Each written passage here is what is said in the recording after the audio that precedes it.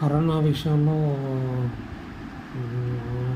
అతి చేస్తున్న కొన్ని మీడియా సంస్థలు పుకార్లు నమ్మొద్దండి.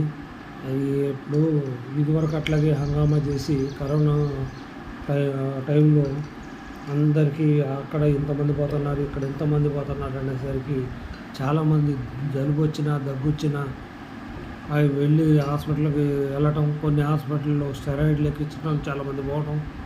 అవి ఏంటంటే చిన్నదాన్ని గూడితో పోయేదానికి గొడవలు ఉపయోగించినవి కొన్ని జరిగినాయి గతంలో. అది అనవసరం, అతి టెన్షన్ అనవసరం. ఇప్పుడు కోవిషీల్డ్, కోవాక్సిన్ వేసుకున్న దాకా చంపినాయి.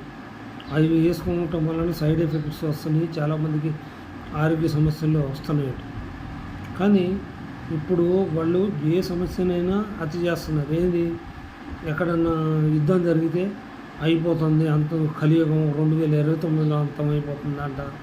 లేకపోతే ఎక్కడన్నా భూకంపాలు వస్తే 5 నిమిషాల్లో ఇక్కడ వస్తుంది, 10 నిమిషాల్లో అక్కడ వస్తుంది, లేకపోతే మొత్తం కూలిపోతాయి అని. ఇంకొకటి, పాకిస్తాన్ యుద్ధం జరుగుతున్నప్పుడు కూడా అంతే, అణుబాంబులు ప్రయోగిస్తారంట.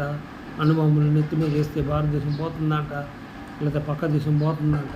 ఇవన్నీ కల్పిత వార్తలు, ఇప్పుడు వచ్చిన కరోనా న్యూస్కి ఎంత తక్కువ ఇంపార్టెన్స్ ఇస్తే అంత బెటర్.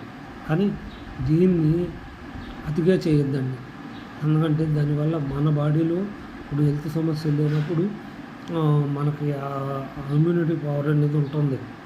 కొంతమంది మంచి డాక్టర్లు ఉన్నారు, వాళ్ళ సజెషన్స్ తీసుకోండి. మీడియాలకు జోలి అడ్డమైన న్యూస్ నమ్మారు, టెన్షన్ పడి చిన్నదానికి పెద్దదానికి హాస్పిటల్కి పోతే డబ్బు, హెల్త్ ఖరాబు. చాలామంది ఏంటంటే ఎవరికి జలుబు వచ్చినా దగ్గు వచ్చినా సారిడను ఇవన్నీ ఏది ఉంటే అది మందు మాత్రలు వేసుకోవటం, దానివల్ల వాతాలని ఇవన్నీ వెనకటికి చాలామంది చేసేవాళ్ళు. కానీ దానివల్ల దీర్ఘకాలిక వ్యాధులు వస్తాయి. షుగరు, బీపీలు పెరగడానికి కారణం అడ్డమైన మందులు వాడటం ఒకటి. అది మెయిన్ కారణం. మనకు తెలియకుండా మందులు వాడద్దు.